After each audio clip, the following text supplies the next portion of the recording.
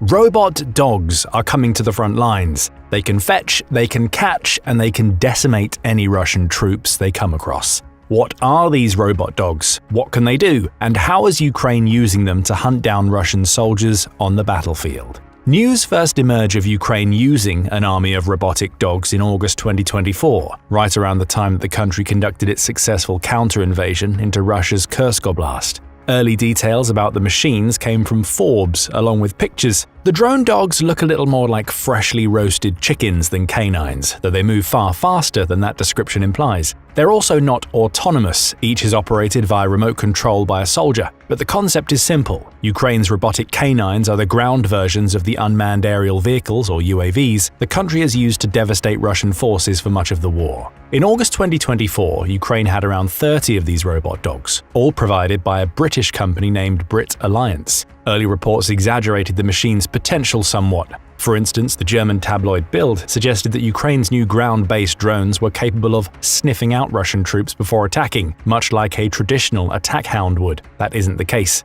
Ukraine's dog drones can't hunt, at least not in the traditional canine sense. What they can do is many of the on-the-ground operations that would typically require human soldiers. Ukraine uses its canine robots to explore inside buildings, both before and after they've been cleared out. These ground drones can infiltrate trenches and explore dense woodland where Russian soldiers might be hiding. The robot might appear to be on the hunt, and it is in a sense. The robots have built-in cameras that constantly feed live footage back to their operators, which allows Ukraine to gather intelligence in the field. Forbes also reports that the dogs are used to locate booby traps just as much as they are used to find Russian soldiers. However, they don't have any sort of special sniffing sensors. That might be a step too far for current technology. So the concept is surprisingly simple. Ukraine builds on its use of UAVs with a ground-based variant that can do things that aerial drones can't do. And operationally, the drones are very impressive. Each robot dog is capable of a maximum speed of 9 miles per hour, which it can maintain for 5 hours before its battery is drained. For context, the average runner hits speeds of around 5 to 8 miles per hour over moderate distances. Sprinters can hit speeds closer to or even above 20 miles per hour, but that's only over short distances. Ukraine's robot dogs manage 9 miles per hour consistently for 5 hours, giving them a range of around 45 miles. The drone's operator can control the device from up to 2 miles away. While that means the operator will have to follow the drone if they're to take full advantage of the robot canine's full range, it also means the operator can set up a safe radius around themselves. They stay under protection as the drone scans the area up to 2 miles in the direction the operator and their comrades want to go. Then the operator and team can move out, stop, and scan again. Donald Trump just did a complete 180 and is going to get one of the most critical weapons for air defenses to Ukraine. The last couple of months have been chaotic for Ukraine and the United States. The US temporarily halted military aid and intelligence sharing to Ukraine and even branded Ukrainian President Volodymyr Zelenskyy as a dictator. But now US-made Patriot missiles will soon be making their way to Ukraine. And this is enormous news for Ukraine. Zelenskyy has highlighted the need for stronger air defenses against Russia for months. Now he has a promise from Trump to work together on the delivery of more Patriot missiles, which could change the entire complexion of the Ukraine war. On March 19th, the Kiev Independent reported on the outcome of an hour-long phone call between Trump and Zelenskyy. That conversation, which came in the wake of Trump's 2-hour discussions with Russian President Vladimir Putin, focused primarily on the then-new ceasefire offer made by Russia's leader. However, Zelenskyy also made a request during the call. Ukraine needs more Patriot missiles. Will the US provide them? Remarkably, Trump said yes, to an extent. He told Zelenskyy that while the US itself won't send any more missiles to Ukraine directly, at least for the time being, Trump will work alongside Ukraine to help them find any Patriot missiles that are available in Europe. Zelenskyy's request for the new missiles came because he believes that the Patriot system is key to Ukraine's efforts to protect its citizens and most valuable military targets from Russia's constant drone and missile bombardments. Trump's acceptance of this request means he's conducted a complete turnaround on his Ukraine war policy. Lithuania has had enough of Russia, and now it's preparing for war. For years, Lithuania believed NATO would be enough, that being a member of the world's most powerful alliance would keep Russia at bay, that Article 5 would be the ultimate deterrent. But now, everything's changed. The war in Ukraine, Trump's threats to abandon allies, Putin's obsession with rebuilding the Soviet Empire, it's all pushed Lithuania to a chilling conclusion. War is coming. President Gitanas Nausėda says his country has 4 to 5 years to prepare before a Russian invasion becomes a reality. The countdown has started, and Lithuania is racing against the clock. This isn't just a military buildup, it's a national mobilization. Because in Vilnius, no one's asking if Putin will strike, only when. That's the opinion of President Nausėda. He believes Russia is preparing to launch an offensive against a NATO member by 2030, and Lithuania could be first in its path. Proximity alone puts it in danger, but there's more. Lithuania has been one of Ukraine's most committed allies since the start of Putin's full-scale invasion in February 2022. It's already sent over $830 million in aid, a huge commitment from a nation with a 2024 defense budget of just €2.09 billion, around $2.25 billion. But Lithuania helping Ukraine isn't just about solidarity, it's about survival. Ukraine is seen as the first line of defense, but what happens if that line breaks? Nausėda made his warning crystal clear on March 20th. When asked if he believed forecasts that Russia could attack NATO territory by the end of the decade, he didn't hesitate. This is exactly the basic assumption we made in Lithuania. The government's goal is to establish a fully equipped national division and supporting infrastructure by 2030. If the scenario will be like this, we still have about 4 to 5 years. The US is planning for a future war with China being one of the most influential nations on the planet. Along with having an extremely strong military, the US has always needed to prepare for any possibility. But now, those preparations have a new twist. Elon Musk has been invited to the Pentagon and will purportedly soon learn about the US plan for war with China. This is a complete turnaround of US domestic policy.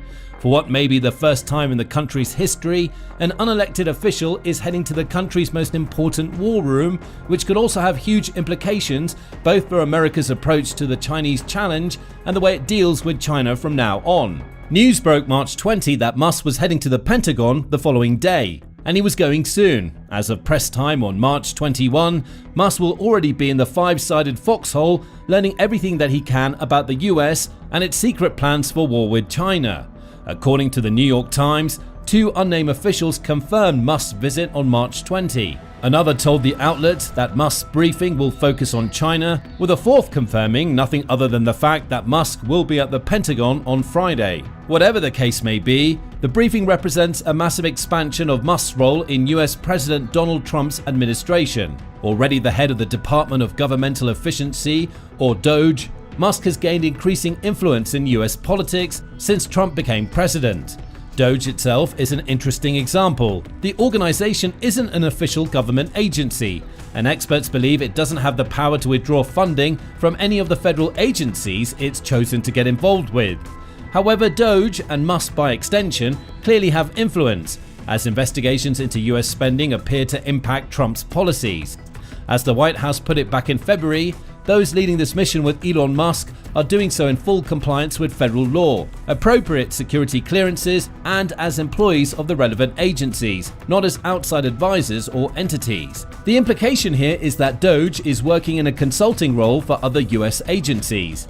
However, inviting Musk to the Pentagon seems to be a step further than the Trump administration has taken to this point. As the New York Times puts it, allowing Musk access to some of America's most closely guarded secrets would be a dramatic expansion of his already extensive role as an advisor to President Trump and leader of his efforts to slash spending and purge the government of people and policies they oppose. So, who invited Musk to the Pentagon? It appears the answer is US Defense Secretary Pete Hegseth. The New York Times says it is Hegseth who provided Musk with the relevant security clearances, and it's he who will determine how much of the US plan for China the DOGE head needs to know about. Sean Parnell, who's the chief spokesman for the US Defense Department, confirmed the invitation in a statement. The Defense Department is excited to welcome Elon Musk to the Pentagon on Friday. Parnell said he was invited by Secretary Hegseth and is just visiting. That statement seems to contradict the New York Times report. On one hand, it's claiming that Musk is about to be briefed on key US war secrets. On the other hand, the Defense Department seems to be implying that Musk will just have a look around the Pentagon, almost like a tourist. So, what will Musk actually learn during his briefing? The US plan for war with China is a secret for a reason. Any leaks would allow China to prepare.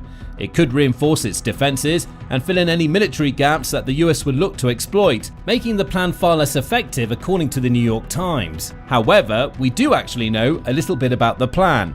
It's believed the plan will be shared as part of a presentation involving between 20 and 30 slides, which lay out precisely how the US would approach a war with China. The plan covers every aspect of that war, starting with the key indicators the US is looking for to suggest a war is coming and how it will determine if the threat is legitimate. From there, the plan, referred to as an O plan in military jargon, supposedly details the Chinese targets the US intends to hit, along with the time periods for those hits. At 20 to 30 slides, it's likely not the most detailed plan in the world. Musk will receive a briefing ahead of an in-depth description of every facet of an American war with China. Still, the prospect is likely terrifying to the military minds who worked so hard on creating the plan. Assuming Musk isn't heading to the Pentagon to slash budgets, he may have another reason for his visit: business opportunities. Remember that Musk isn't a federal employee. He's a special government employee, technically independent of the US government, despite his influential role at Doge. Musk also has his fingers in a lot of defense-related pies. For instance, his Starlink satellites, which orbit the Earth and provide communications and data services to multiple militaries, might be involved in the US plan for war with China. If they are, Musk may want to learn how the US plans to protect those satellites if war erupts. And if they're not, he may see an opportunity to generate some profit by suggesting the US adjust its plan to incorporate the Starlink system. Musk also heads SpaceX, which is around $22 billion in government contracts and may set to receive more in the future. He's already heavily invested in using SpaceX to build military satellite networks that confront the Chinese threat. Perhaps the briefing he'll receive at the Pentagon will focus on those satellites and Musk's opportunities to deliver more to the US, ahead of the secrets the US needs to keep under wraps related to its plans for China. Again, we can only speculate at this point, and there's still another twist to this little tale. It's possible that Elon Musk isn't going to receive a top secret briefing at all. On March 21, Reuters reported on comments made by President Trump about Musk's Pentagon visit. China will not even be mentioned or discussed, Trump said in a Truth Social post about the visit. That claim aligns with Musk's past claims that he would recuse himself from any meetings that could represent a conflict of interest. A briefing about the US plan for war with China would certainly amount to such a conflict given Musk's business ties to China. Of course, this all comes down to who you believe. Is Trump telling the truth when he says that Musk won't learn anything about China during his March 21 briefing?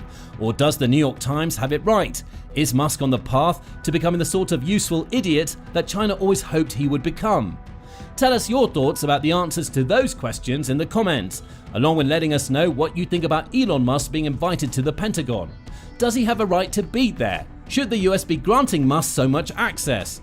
Let us know what you think, and remember to subscribe to The Military Show for up-to-the-minute commentary on the latest US military developments.